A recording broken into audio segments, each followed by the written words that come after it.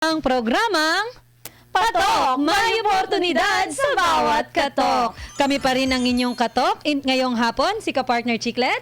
Yes, ako pa rin si Kapartner Cherry at live na live pa rin ho tayo by G sa Channel 14 nationwide at maging sa Patok sa DZAR. Kaya mag-like, mag-comment at mag-share na ho kayo mga kapartners. Ayan, kanina ka-partners, kasama natin si Sir Randy. Oo. Ang kanyang masasarap na pagkain sa Yes. Goodness Grace. Ano na naman kaya ngayon ka-partner ang ipapakilala mo sa amin? Yes, crafted by Filipinos, made for the world. Ang titulo ng ikalawang bahagi ng ating programa ngayong hapon na ito.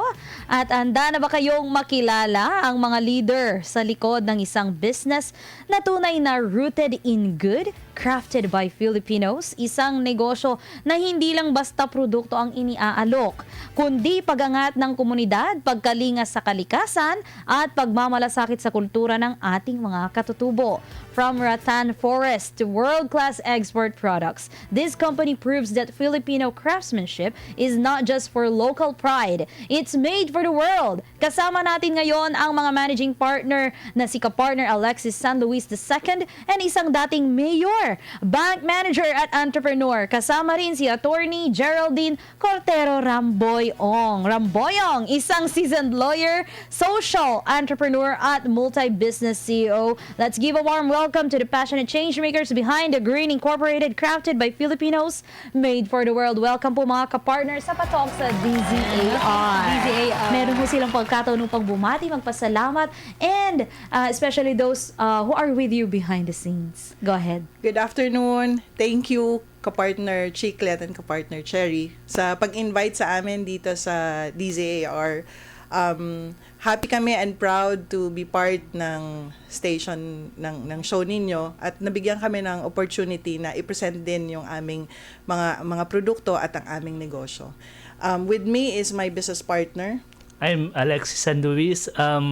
We are just so happy na naimbitahan po kami dito sa Patok, mga kapartners. Yes, kanina pinapakinggan ko ka-partners yung background niyo. Kayong dalawa ay pareho mga public service na mga background niyo. So, maaari niyo po ba ipakilala pa sa amin kung sino kayo? Sino si ka-partner Alexis at si Attorney G at bakit Green Ink ang naisipan nilang negosyo? Yung Green Ink po stands for Golden Resources Eco Materials Enterprises Incorporated. Ang amin pong layunin ay maging makatulong sa pangkalahatang Pilipino, lalong-lalo na po sa mga katutubong kasama natin sa mga kabundukan. Sa pamamagitan po ng pag-craft ng mga handicrafts, furnitures, lahat po ng produkto galing sa rattan. Primarily po galing sa rattan. Proud po kami sa Green Ink na gumawa po kami ng isang negosyo or isang kumpanya na hindi lang po nag-i-introduce ng world-class products as export material sa ibang bansa. Pero nakakatulong din po kami sa mga we also do community development at nakakatulong kami sa indigenous groups dahil ang aming pong basic na source at mga cutters po namin ay galing po sa sa bundok ng Palawan at Mindanao. Yes, attorney, marami ho sa ating mga manonood ngayon ay ang mga aspiring entrepreneurs. Yes, Paano nyo ho sinimulan yung pakikipag-partner or collaborate ho sa mga indigenous communities? Nagsimula po ang Green Ink as a sourcing company. It started in 2013, so 13 years na po ang aming kumpanya. Back then, talagang we are still very young, so very adventurous pa po ako noong time na yon. I have a friend who was also in a similar industry and similar business, and he was asking me at that time kung meron ba kaming makukuhanan ng rattan. I was still in government service at that time. Abogado din po ako nung panahon na yon. So talagang busy po ako sa aking karera nung panahon na yon.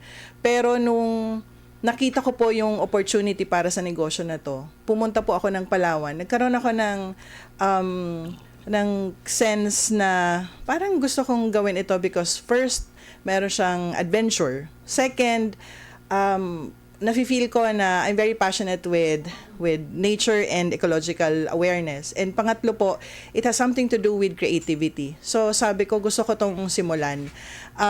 When we started Green Ink in 2013, ang una pong ginawa ko is to immerse really in the community and buuin at kausapin yung mga komunidad, lalong-lalo na po yung mga Indigenous Peoples Organization. Binuo po namin yon, binigyan po namin sila ng ownership doon sa kanilang mga permits at ginawa po namin silang organisado bilang mga cutters at bilang grupo na nagkakaroon ng tamang ownership doon sa kanilang ginagawa. Kapartner, exporter kayo ng rattan products. Yes po. Saang mga lugar to, kapartners? Nagsimula po kami mag-export sa China, Singapore at Hong Kong. Ngayon po,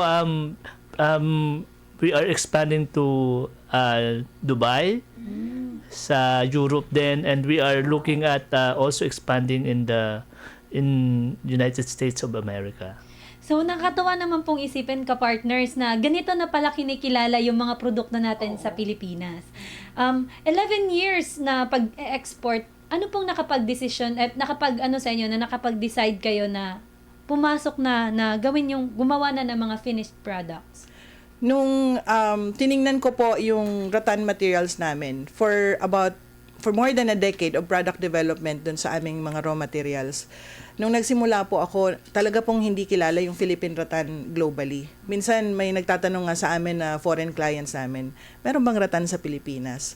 Pero nung nag-research po ako, I was able to learn na in 1970s, number 1 po ang ating industriya ng rattan as exportation. Kilala po ang Pilipinas dati noong 1970 sa paggagawa ng magandang handicrafts at home decors at even furnitures na gawa po ng rattan. Along the years, nag-dwindle down yung demand kasi nga po walang masyadong magandang materyales na napuproduce. So, with the sourcing company na binuo namin, with years of product development and research, and magandang collaboration po at partnership sa mga Indigenous Peoples Organization at sa atin pong mga hanay ng gobyerno na talagang tumutulong din po sa atin, lalo na sa DNR, nag-desisyon po kami na ibalik natin yung magandang kalakaran at industriya ng paggagawa ng rattan para ma-introduce uli natin sa buong mundo yung Filipino craftsmanship at yung excellence din po natin sa pagninegosyo at paggagawa ng mga magagandang produkto. Yes. Kapartner, sige po. Nandiyan na po tayo kasi sa magandang likhain ng ating pong mga kababayang Filipino. We are known to export the best designs in the world. Ang unique selling proposition po natin ngayon ay hindi lang po disenyo ang ibebenta natin, kundi yung magandang materyales. Good quality and beautiful products from rattan. Yes. Kapartner, gusto ko lang malaman, kasi sinabi nyo, di ba, way back 1970s, kung Yes tama ba? po, tama. Tayo yung nangunguna, tas biglang nawala tayo. Ngayon, maaari nyo po bang i-share, ano yung edge ng rattan natin dito sa Pilipinas compared to the other countries? Yung rattan po kasi natin, it's actually comparable dun sa Southeast Asian partners, Southeast Asian countries na kasama natin. Pero hindi po kasi siya masyadong nakikilala dahil nga medyo mahirap din po talagang magnegosyo ng ganitong mga produkto. Lalo na po sa pagkukuha ng raw material sa bundok. So, hindi po nagkakaroon ng access sa magandang raw materials. Pero along the way, yun po yung inuna naming gawin at i-focus yung aming attention. Get the necessary raw materials, pagandahin yung materials na yon. Marami po tayong mga artist and artisans at mga designers na galing Cebu, galing Pampanga, na talaga pong kinikilala worldwide ang kanilang expertise. May mga nagsabi nga din po sa amin na yung mga ibang designers po natin ay nasa abroad na ngayon at siya po ang talagang gumagawa ng mga magagandang designs na nananalo sa mga trade shows at trade fairs abroad. So sabi po namin ni Sir Alexis at yung aming kapartner, si Engineer John Cortero, na kailangan mapakilala uli natin yung mga magagandang disenyo at mga produkto natin sa ibang bansa. Tsaka kagandahan po ng ating kumpanya, maliban po sa pagkakaroon ng magandang likha. Sa 13 taon po ng pagninegosyo natin ng Ratan, nagkaroon po tayo ng research and R&D para palakasin, pagandahin, at patibayin yung materials ng Ratan. So we have the best raw materials there is in the Philippines. Oo, napakaganda ng naisipan ho no ni ka-partner Alexis at Attorney Geraldine na gawing world class ang isang likas na yaman. Where everything now is going digital, masasabi mong mahalaga pa rin no ang isang local craftsmanship, ang handmade na isang produkto. How do you prepare po for the world trade? Kami po syempre unang-una diyan we have branded our company na mas maayos. Yun din factory natin is nasa loob ng Mactan Export Processing Zone Authority. So nakahanda po talaga siya na i-conquer ang buong mundo. Maganda po kasi yung ginagawa natin ngayon kasi the world is already turning back to sustainability, to circular economy na ayaw na po nila yung plastic. So, pabalik po tayo doon na everything is natural, everything is sustainable, everything is organic. Kami naman po, we always prepare for the demand sa global market. Tinitingnan po namin kung ano yung current market trends. Tinitingnan din po namin kung ano din yung mga proseso at mga sistema na ginagawa ng ating mga counterparts sa ibang bansa. And we do everything at par with the standards of the global market. Ang ginagawa po namin is also to train our people para maging maganda po yung proseso namin sa loob ng aming factory. Yung factory po namin ay nasa Philippine Economic Zone. So talagang yung standards po and training and requirements po ay kakaiba din kumpara sa normal na furniture factory. So ina-aspire din po namin na lahat po ng mga dinidemand sa amin ng aming mga kliyente, foreign clients, talagang napupunuan at nako-comply po namin. Very stringent po ang requirements ng mga kliyente natin sa abroad, lalo na po sa Europe saka sa US. So, yun. Yes, ka-partner, di ba nasabi nyo dati, kilala tayo, tas bigla tayong nawala. Hindi ba mahirap yung pagpapakilalang muli ng ating mga Ratan products? Ang maganda po ngayon, after the pandemic, nagkaroon ng demand po sa market for green economy. Somehow, people become interested in anything natural. Gusto din po nila na sa bahay nila, they would always have a corner na something related to nature, naging plantitos po tayo. Ang maganda po sa produkto po namin na Ratan, tumutugma siya doon sa gusto ng mga tao ngayon. Yung trend ngayon sa bahay na everything should be made of wood or something green. So, ang ginawa po namin is really to introduce designs na natutugma po doon sa gusto ng mga kliyente natin. And angkop po siya doon sa green economy. Lalong-lalo na po sa Europe and US, if you will see, lahat ng mga talk shows nila, mga movies, even po sa mga coffee shops, lahat na po sila, they're turning back to Ratan. Ang iba nga po because they don't have access to good Ratan furniture, kahit yung plastic pinapatulan nila. So we have that really gap to fill. Ano po? You will see sa mga big coffee shops like Starbucks, they would have these Ratan pieces. Kaya po yun yung maganda. Everybody wants a piece of Ratan in their home, in their business, and lahat po ng mga aesthetics gusto nila. Anything Ratan is good for them. Yes, anything Ratan is good for them, no, ka-partner Alexis and ka-partner Attorney Geraldine. Bilang isa hong mga negosyanteng Pilipino, para ho sa inyo, how is it important for you to intricate the values of the Filipino people like authenticity, resilience, and a social impact po sa inyong business model? Ang maganda po sa Green Ink, we actually started this with full respect dun sa community na nagka-craft po ng aming produkto. We also collaborate with them as a social enterprise. Nandun po yung heart namin bilang negosyante na makatulong muna sa Pilipino. Pangalawa po, nandun yung aim namin to be excellent para makapag-introduce ng world-class na mga produkto that we would be proud of as Filipino-made. So yung kumpanya po namin ay it is anchored on, we always say na we are our product is crafted in good, Rooted and good, rooted crafted and good by and crafted Filipino. by Filipinos. Kasi talagang ang aming ini-introduce ay kami po ay isang social enterprise unang-una. At kami po ay talagang aiming for excellence. Pangalawa po yon sa aming objective. Now, coming from the values of authenticity, we always wanted to be true to our core. Genuine po yung aming intention at objectives. And we always, after 13 years, bumabalik pa rin po kami dun sa passion and heart. We always build trust with our partners. Tama po yung sabi ni Attorney Jing, this company was built on passion and love for the Filipinos po.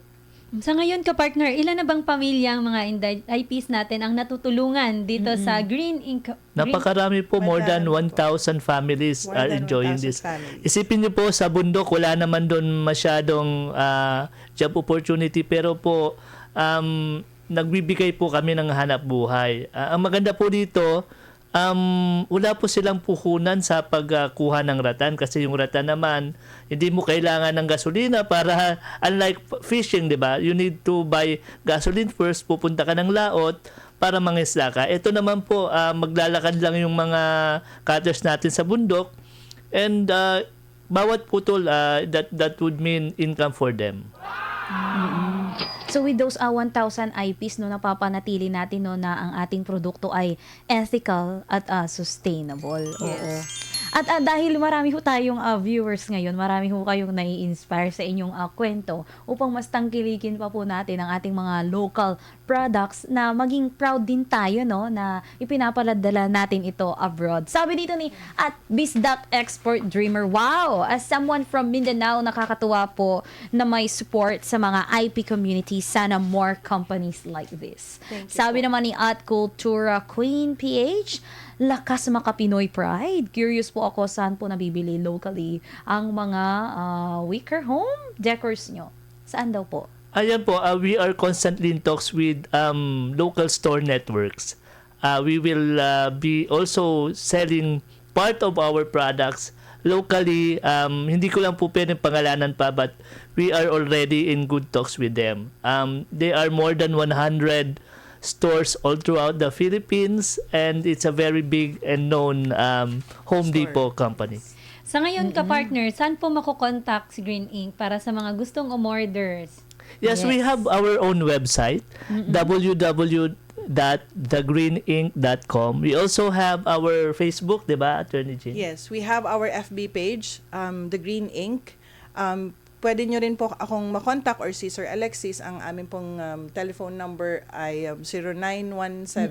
0917-625-4257 at 0908-864-9008. Ayan, so take a screenshot mga ka-partners at kapatok kung hindi nyo man po ito nakita. Mamaya ho ay pwede ho natin itong i-replay. Ayan, basahin din natin yung ibang mga nagkomento sa ating YouTube channel. Baka magtampo sila. Sabi dito ni at Echo Juan 2025, respect po sa mission nyo to combine sustainability and business. May chance po ba kayo magturo o mag-workshop sa mga students? Yes, Yes. that's also part of our projects and it's already in the pipeline. As of the moment, we are in direct collaboration din po sa ating government agency sa DNR para po mabigyan din po natin ng inputs sa policy making para po makatulong din sa ating mga komunidad at mabigyan din po ng tamang direksyon and awareness yung ating pong mga ahensya na kapartners po natin. Yes, oo. Sabi pa dito ni at Design Junkie PH, ang ganda ng mga products nila. May IG shop po ba kayo looking for local home decor brands? Ayan, which is nabanggit naman nila kanina, no? Sa Sabi FB nila, page po. yes, at Facebook page. At Trade Fair Fanatic. Ayan. Congrats ho sa inyo dahil makikita na rin ho kayo sa ibang bansa represent PH with pride. Ayan. And Tatak Pinoy Forever, question lang po, paano nyo ho tinitrain yung mga communities when it comes to design standards for export? Yung from the sourcing pa lang po, nagkakaroon na kami ng tamang training sa mga tao. We always do immersion with the community para po magkaroon talaga sila ng ecological awareness. Nagkakaroon din po tayo ng pagtuturo on the right responsible na gathering and cutting sa mga indigenous peoples organization. So, ang ginagawa din po natin sa aming factory sa Cebu, tinitrain din po namin yung ating mga skilled workers, mga weavers po natin at ating mga grupo or mga kooperatiba na talagang gumagawa po ng ating handmade products. So, puspusan po yung aming pagtitrain sa lahat ng ating mga kapartners from the sourcing up to the manufacturing ng finished products. Tama po. Kapartner, maaari mo bang i-share sa amin kung... Sorry. Kapartner, maaari mo bang i-share sa amin yung mga experience nyo? Siyempre, alam naman natin na sa business, di ba? Hindi naman lahat puro positive. May mga negative naman. Or ano bang mga feedback na natatanggap nyo? So, how do you handle this, kapartners? Kami naman po pag mga negative na mga nangyayari, we take it as a lesson. Something na pwede nating i-improve pa at pag-aralan. Tayo po ay resilient. Gawa ng we also pinalaki tayo sa hindi naman marami ang pamilya. So sanay po tayo sa mga adversities. Ang mga bagay na ganyan po ay kinapupulutan natin ng aral at mas pa natin pinapaayos at pinagagaling ang ating gawain po.